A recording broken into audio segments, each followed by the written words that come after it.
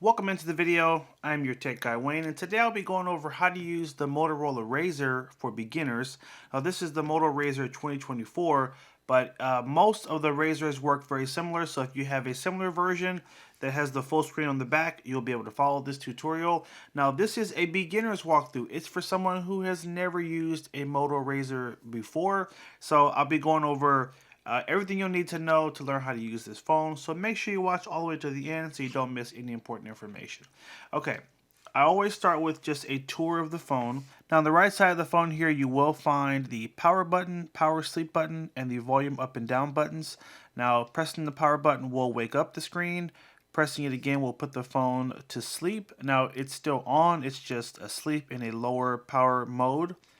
And if you hold down the power button for 1 second, it will bring up your Gemini assistant, and you can ask this different questions, anything from what is the weather like where I am, to when do the Lakers play again, to help me find a recipe for making yummy lemon chicken. So that's what you can use that for, just launching your Gemini, which is the Google AI assistant. On the left side of the phone, you will find your SIM card tray. Now this is where you'll use your SIM tool to pop out the SIM card if you ever need to swap that out. Just as a reminder, this phone does not use a micro SD. You cannot expand the storage. So this is merely just for taking out your SIM card, okay? At the bottom of the phone, you will find your charging port. Now the charging type for this phone is called a USB-C. So if you ever need to replace that cable, you need to get a USB-C or a Type-C cable. Now one thing you'll notice is that there is no auxiliary port. So you cannot plug in the older headphones that have the 3.5 auxiliary jack. But if you have older headphones that you want to use with this phone, you simply need to purchase an adapter that looks like this. This is called a USB-C Y adapter, okay? And essentially the USB-C end will plug into the charging port. And then on the other end, you'll have a auxiliary port you can use for those older headphones, and you'll have a USB-C you can use to charge the phone while you're listening to music using those headphones. So I will link these on screen right here. These are definitely great to get if you want to use your older headphones. Now to wake up the screen, you simply need to tap the screen twice, and this will wake up the screen, or you can press that power button as well. Take your finger and simply drag it up the screen like this, and that's how you unlock the phone. Now this is the outer screen, and you can basically swipe left or right to swipe through the different pages. This is the main home page. If we swipe left, you'll find your apps right here, and not all the apps, just 8 apps that you select. If you want to change the apps that are on this outer screen, you can tap on this little pencil in the upper right corner, and this will allow you to change and have different apps set as the favorites for this outer screen. Swipe left, you can sync your calendar. Swipe again, you can sync the weather. Swipe again, you can sync your contacts, which will make it easier for you to call someone without having to open the phone. You'll tap on this little pencil to add your contacts to this page. Swipe left again, this will take you to a page of games. You can actually swipe through this list. These are all games you can play just using this exterior screen. Swipe left again, now you're back on the main screen. Now in the bottom left corner, you will find your navigation buttons, and you can use this to navigate through the phone. You have a home button, you have a recent apps button. This is to close any apps that you were previously using. And you have a back button to the left here. And I'll go over these buttons in more detail when we open the phone. I just wanted to start with a quick walkthrough of using the exterior screen. Now, these are the main things you'll need to know with using the exterior screen. There is one more really cool trick, and that's if you want to take a picture while the phone is closed. You can take a picture by simply taking the phone and going like this 2 times, but you need to do it quickly. So watch this. When you do that gesture, it'll automatically wake up the phone and take you right to your camera app. And then you can take pictures using these exterior cameras here. Now taking a picture is super easy. Just simply tap the screen anywhere and it'll take the picture. Now you'll notice I'm trying to tap the screen, but my finger is getting in the way, and that's because when you take pictures, you want to rotate the phone like this. So now when you tap the screen, you're not basically covering the camera. And simply just tap the screen just like that to take a picture. And if you want to switch to taking a video where it says photo, just simply tap there. And let's flip it around here. And let's switch to a video. So that's how easy it is to jump between pictures and videos. If you use two hands, it's even easier. Just simply tap on that button and just change. These are the 6 options you have to choose from on the outer screen. You have more options when the phone is open, but if you don't want to open the phone, these are your 6 different options here. So I can go back to taking just a regular still picture, and then here we go. And then just tap the screen to snap it. We'll switch back to video again, and then tap the screen here, and you'll notice it'll start counting up in the bottom right here. Okay, so that's just a quick walkthrough of using that exterior screen and some of the things you can do there. If I want to get back to my home screen, I'm going to tap on this little button in the middle of the home button, and that'll take me back to the home button of the outer screen. Now, let's open the phone up. Now, same process. If you want to unlock the phone, simply take your finger and just drag it up the screen like this. And this will take you to the main home screen of the phone. And you'll use these buttons at the bottom here to navigate the screen. This is your home button. It works just like the home button does on the front screen. No matter what you're doing, if you're in one of these little apps, if you want to get back to this screen, you need to tap on the home button. Now, during the video, I'll be referring to apps a lot, and so I just want to explain, for those of you that are not familiar, an app is short for applications. And think of it how computers have programs, phones have applications or apps for short. So when I say apps, I'm just referring to the programs of the phone. Now, on this home screen here, you'll have a couple of really important apps. You'll have your phone app. This is for making calls. You will have your messages app. You'll use this to send text messages. You'll have your Chrome app, which is for going on the internet. This is your web browser. If you want to go to a website, you tap on Chrome, and then you can type in the web address. You have your camera.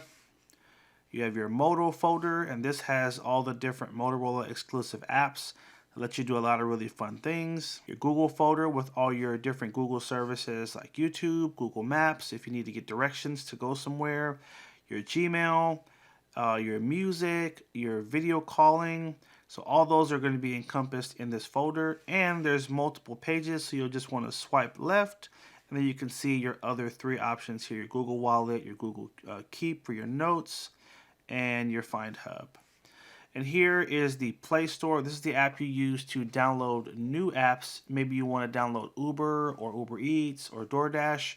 You can get all those through the Play Store, and we'll go over that in more detail in the next section of the video. So this is our home screen. These are just a few of the apps here. If you want to get to the rest of the apps on the phone, take your finger and just swipe up on the home screen, and this will take you to what is called your app drawer. And here you'll find all the apps that are currently installed on your phone. There's only a couple right now, but as we go through that Play Store, I'll show you how to get more apps. The phone has plenty of storage. You can download hundreds of apps to go along with what is already on the phone. Now look, I'm in the app drawer. I want to go back to my home screen. If I want to do that, I'm going to tap on the home button right here, and that'll take me back to my home screen. Okay. Now, to the right of this button, you have what is called your recent apps button. Now what this does is just simply shows you all the apps that you've recently opened, and essentially it makes it easier for you to go back to those apps later and continue to work on whatever it is you were doing. Let's say you go to your Google Chrome app because you want to go to Amazon.com. Sweet, let's go to Amazon. You can always download the Amazon app as well, but maybe you just want to use it in the browser. I can swipe through here, use Amazon. Maybe I have to stop and do something else. I'm going to hit my home button. Guess what? That takes me back to my home screen, but my browser is still open, running in the background. And so if I want to get back to Chrome later, I can tap on recent apps here, and then tap here, and I'm right back into Google Chrome and continue to scroll through Amazon. So that's all this button does. It just takes you to a list of all your apps that are currently running. If you ever want to close an app because you're finished, you say, hey, I don't want to shop on Amazon, I'm done. Just simply swipe up, and that'll close the app So now it's completely closed out. It's no longer running in the background. You can also tap close all, and this will close all the apps that are running, and that usually will help to free up some of your phone's memory, help your phone run a little bit faster. Now to the left of our home button, we have what is called our back button. This simply takes us back one page or one step. Here's a great example of using this. I'm going to swipe up and I'm going to go to the settings app, which is right here. And let's say I go to display and then I go to, let's see, screen timeout. By the way, I recommend you doing this. Change your screen timeout from 30 seconds to 2 minutes. That way you don't have to touch the screen every 30 seconds to keep it on. Also turn on attentive display. So we just went into settings, we just made some changes. Now we want to go back a few pages. I'm going to use my back button. Now look, there's a back button all the way in the upper left corner, but then I have to reach all the way up over here, which can be a little irritating. So I'm just going to tap on the back button right here. That'll take me back one page. Now, if I want to go back another page, I'm going to press it again. Now I'm on the main page of the settings app. And if there's nowhere else to go and I press that button again, it's going to take me out of that app altogether. So that's what these three buttons do. They just help you with navigating the overall home screen of the phone. Now, so far, if you're getting value out of this video, please stop and bump that like button down below. It costs you nothing to do, but it will help to push the video out to more people, and it shows YouTube that you like the video. Okay, next, let's talk about swiping down from the home screen. Now, when you do that, it'll take you to what is called your notification panel. And in this panel, you'll have shortcuts to the most frequently used apps on the phone. For example, you have your Wi-Fi switch here. If you want to connect to a Wi-Fi network, you can hold down on this button here. You can then see all the networks that are available. I can tap on this network, type in the password and hit the check button, and then I can easily connect to that Wi-Fi network. Now, let's swipe down again. You also have your Bluetooth switch as well. If you want to connect to Bluetooth headphones or a speaker or an accessory, you'll simply hold down on Bluetooth. It'll take you to that menu, and you'll simply tap on Pair New Device, which is right here. And then it will put your device in pairing mode and begin to look for any available Bluetooth devices. So those are just a couple of the options that are available. If I swipe down again, it'll show me more options. You'll see here, there are pages of shortcuts. This helps you so you don't have to navigate the really kind of detailed settings menu. A lot of these are the main settings that people change, and so you can just access them right from here. Also at the top here, you have a brightness adjuster. If you want your phone to be brighter, you can drag this up. If you want it to be darker, you can drag it down. Now, in this bottom section, these are where your notifications will come through the phone. What is a notification? Well, maybe you get a new email. That's a notification. Maybe you get a text message. That's also a notification. Right here are 2 new text messages that I have. If I want to go read them, I can simply tap on that section, and it will take me to the Messages app. And then I can look at all the text messages that just came through. You'll also see I have some Google Play messages.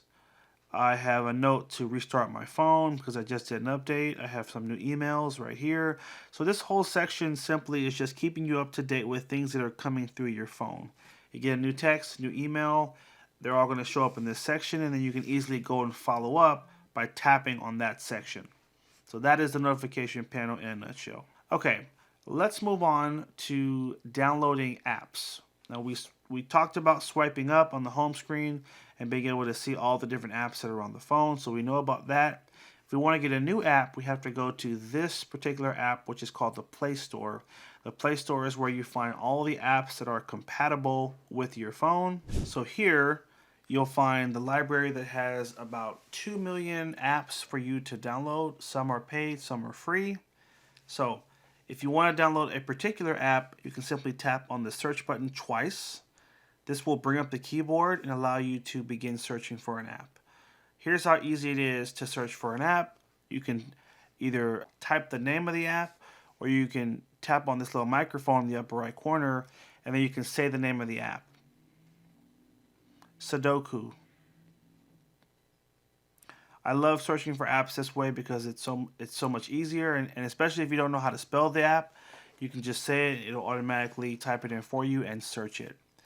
One thing to pay attention to, you will see this little tag here that says sponsored. These are all sponsored Sudoku apps. It's good to look below this little line right here because you don't want to per se download things that are sponsored. You want to just see what has the most downloads, and that's usually what will come up after that little line there. So here's a Sudoku game. I tapped on it.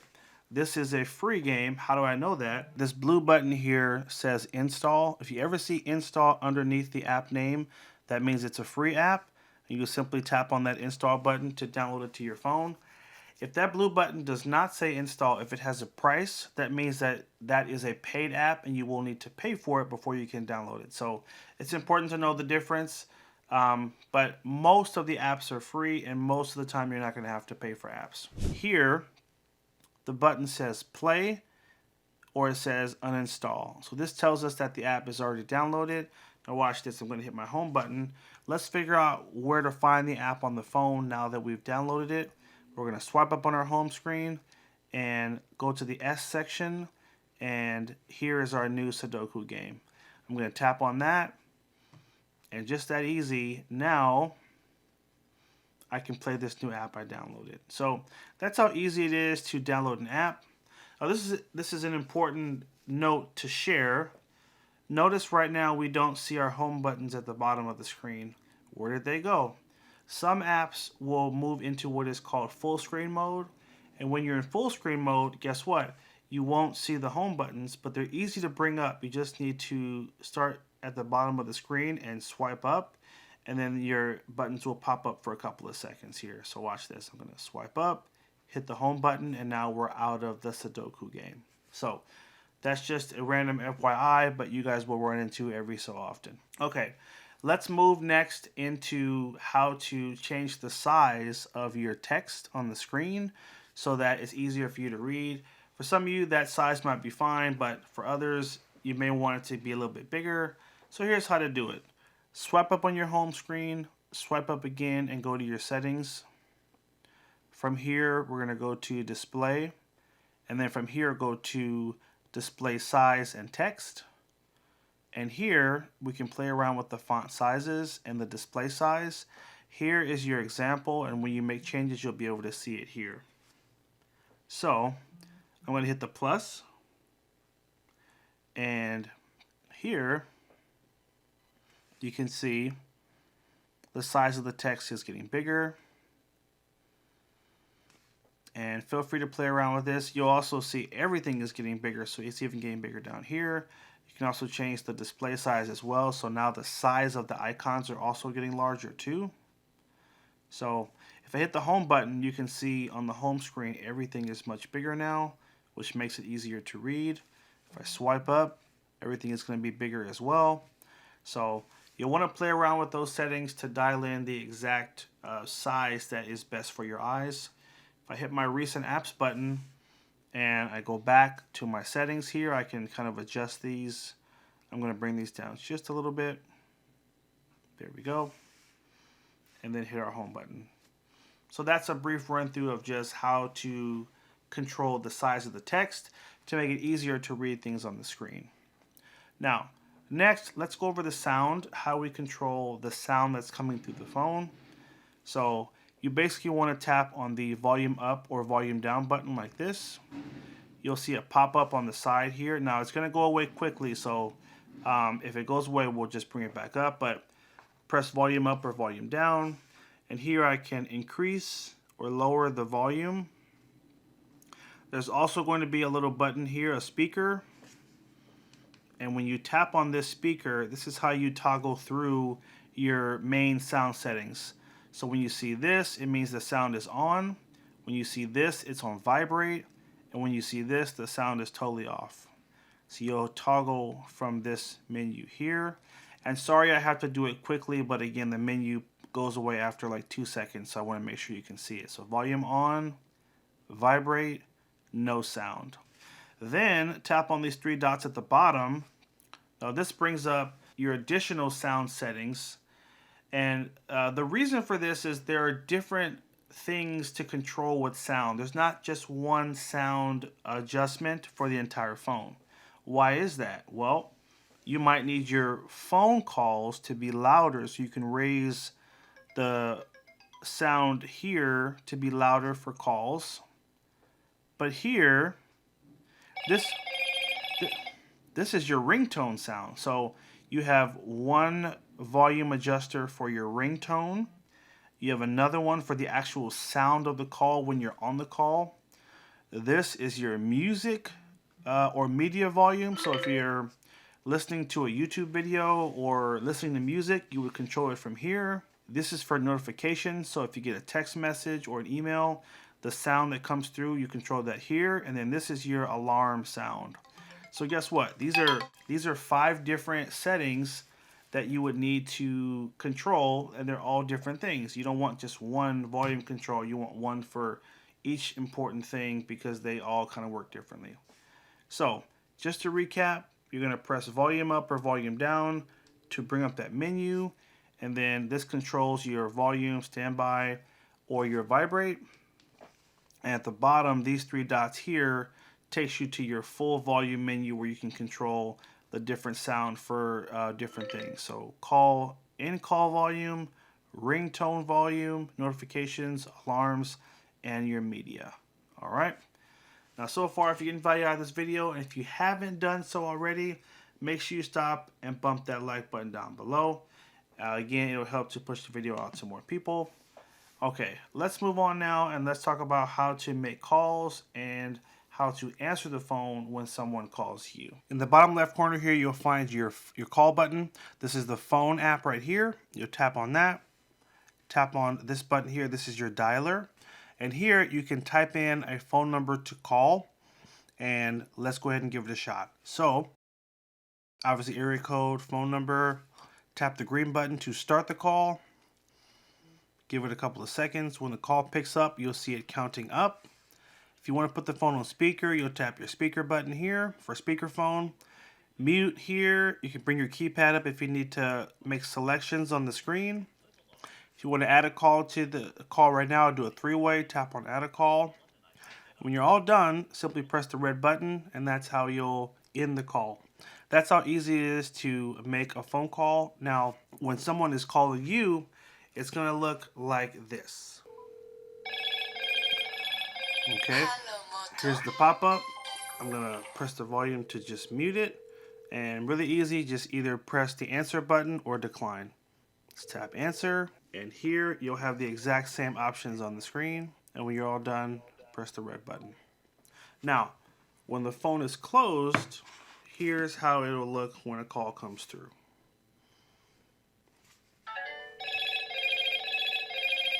Now, a little different. So on the outer screen, you'll actually have to take your finger and either drag up or you'll have to drag down. You also have a message button on the left here. If you swipe up on that message button, it'll decline the call, and then it will also let you send a text message as a reply. I'm going to call back one more time so we can see that a little bit closer. Here we go. Drag from the corner like this. And you can basically select from one of these pre-recorded responses. Can't talk now, call you later. If I press that, it's going to decline the call, but it'll send that message as a follow-up saying, hey, I can't talk now, I'll call you later. So making calls is pretty self-explanatory. There's not much there, but just knowing how to answer the phone is the big thing, because again, on the outer screen it looks different. You don't tap the button, you have to swipe over it. It's the same process if the phone is asleep. I either have to drag up to answer the call, drag down to decline, or drag from the corner if I want to send one of these pre-recorded responses, or I can tap write your own and I can send my own specific message saying I can't talk right now. So those are the things you'll need to know in terms of answering the phone. Now let's move into how to use the messaging app and how to send a text. Right next to the phone app here is the messages app. We'll tap on that. And here you'll have a couple of these messages here in bold. Whenever you see a message in bold, that means it's a brand new message. So if I tap on here, You can see this was my new message here. I can hit my back button to simply back out of that message. And then if I want to start a new message, I'm going to tap on Start Chat. And here I can simply type in a phone number to text. There we go. And we'll go ahead and tap on that. Where it says text message, tap in the box to bring up the keyboard. And here we can type our message, Happy Monday. And then you'll tap this button. This is your send button, and that will send off the message. There's so many things you can do in here. I'm going to highlight just a couple of the most important things. If you want to send one of those emojis, those little faces, you can tap on this button here and then go to emoji. And here you'll have all the fun emojis you can add to your message. Okay, you can send that. If you want to send a GIF, you have a shortcut to GIFs right here.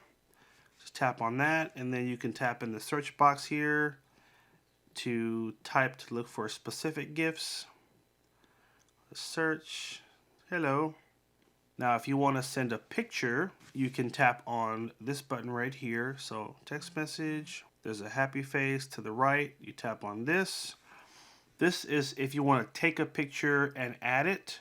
But if you want to send a picture you've already taken, you can tap on this plus to the left and then tap on gallery.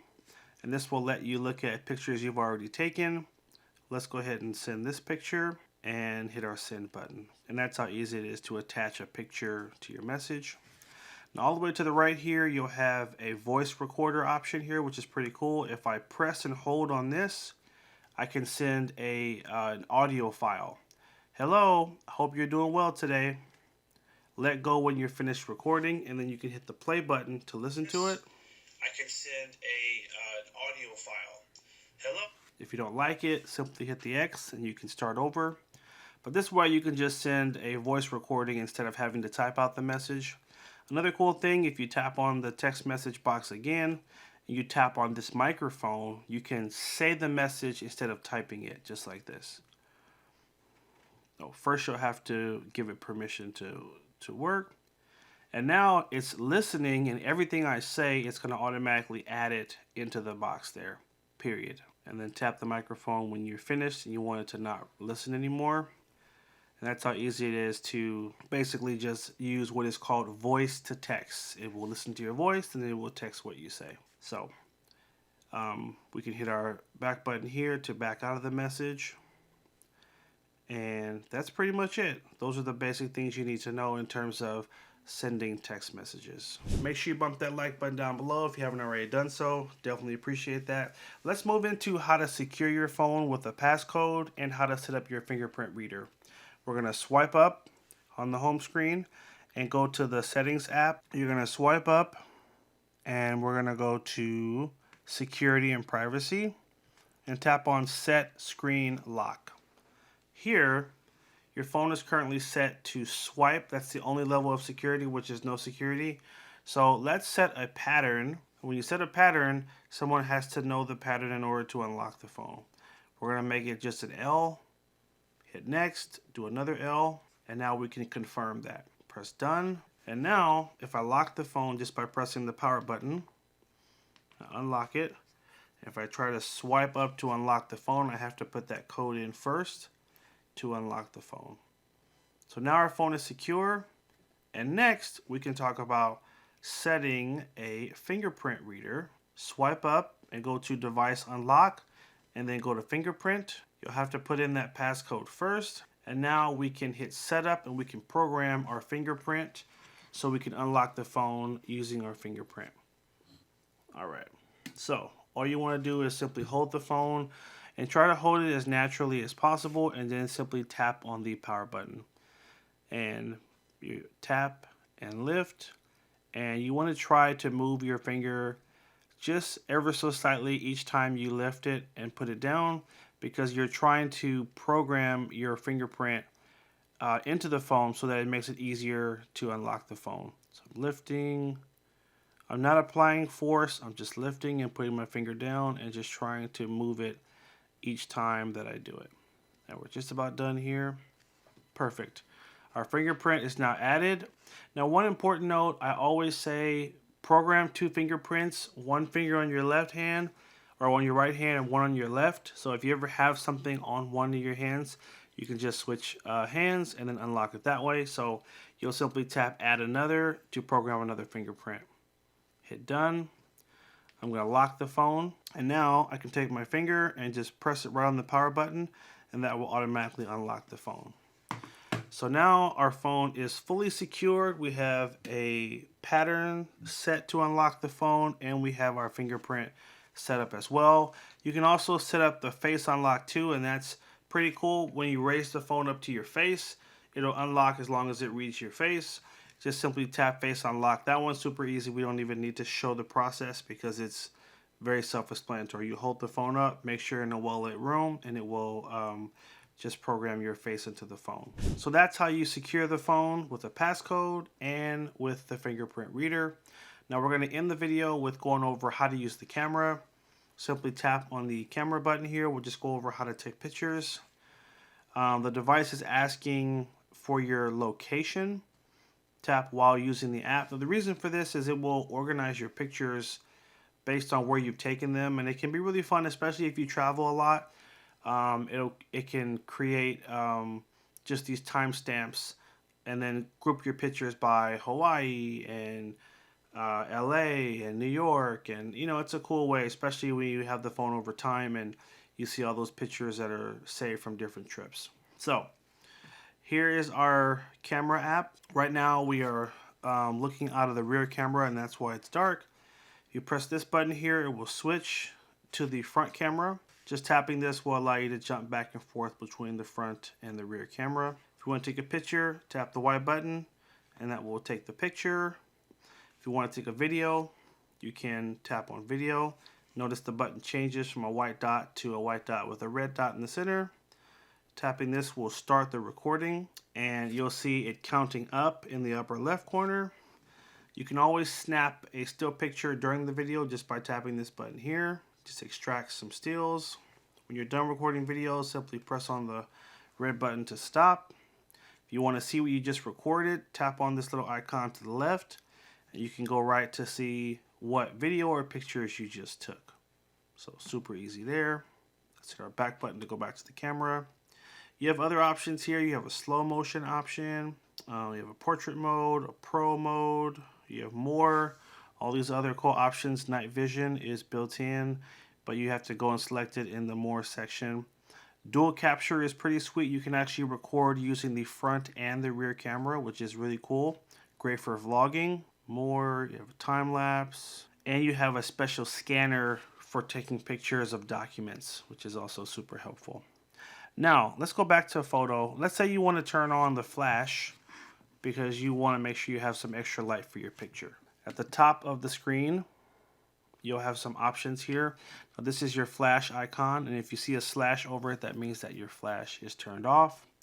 If we tap that, we can change from flash always on, which is this middle option, or automatic flash, and that is the phone determining if it needs flash or not. I prefer to put the phone on automatic versus always because sometimes you're in a well-lit area and it'll allow the phone to determine when it needs to flash the most. And we'll switch that back off. If you want to change the ratio of the picture, right now it's on 3:4. You can go 1:1, which is good for Instagram. You can go 9:16, which is a full widescreen picture or video. So you have a couple of different options there. But those are the main things you need to know. The last thing actually is the macro mode, which is this little flower. This is switching the phone to a mode that is better for up close pictures. You want to get a picture of a really nice flower or of just something where you need to capture the detail up close. You want to make sure you're on that flower, which is the macro mode. All right. Now, where are your pictures saved after you take them? Great question. Swipe up and you'll want to go to the Photos app, which is actually in the Google folder at the top here. Go to Photos. And the first time you open this app, it's going to give you a pop-up asking if you want to upgrade the storage. So Google Photos is an app that is run through Google, and it will back up your photos online, which is convenient, but it does come at a price. So it's up to you if you want to pay for this. It is a monthly price. It's not a one-time. So this would be you paying $199 every month to have 100 gigabytes of storage for your pictures being backed up online. You don't have to sign up for this. You can simply press on this little X in the upper left corner, and that will make that pop-up go away. And here you'll have your photos, your collections, and your quick search here. Now, one important thing to note at the top here, let me see. In the upper right corner, tap on this little icon here. You don't have to pay to back up your photos. This is an important thing to note. You have 15 gigs of free storage with your Gmail account. You can turn on the backup right here. It'll back up your photos online at the website photos.google.com. But when you get to 15 gigs, it's going to stop backing up. So it's up to you. If you don't take a lot of pictures, then I would say turn this on. But if you do take a lot, you're probably going to want to turn on the backup and pay monthly for the storage. $2 a month is not that bad for 100 gigabytes of storage. And it'll make sure that if you ever lose your phone or it gets damaged and you can't get into the phone, your pictures are safely backed up online. That is your choice if you want to turn it on. It can be really helpful, but again, it does come at a cost. So you want to make sure you're prepared to pay that cost every month. All right, guys, this brings us to the end of our video. I hope you found this helpful. This is such a fun phone, and I really wanted to make a beginner tutorial on it for those of you that are new to it. It's a great look. It's an ode to that old Razr style from long ago, but with a really nice pizzazz of that front screen that you can do a lot with. So let me know in the comment section down below if you found this video helpful. And if you have any other questions, I'll try to make some follow-up videos to address those as well. But if you got value out of this video, please take a minute and bump that like button down below. If you're not already a subscriber, hit that subscribe button and stay tuned for more videos. Here I'll link to our playlist with more videos on the Moto Razr. And here I'll link to another really helpful video as well. Thanks again for watching. Take care, and as always, have a good one.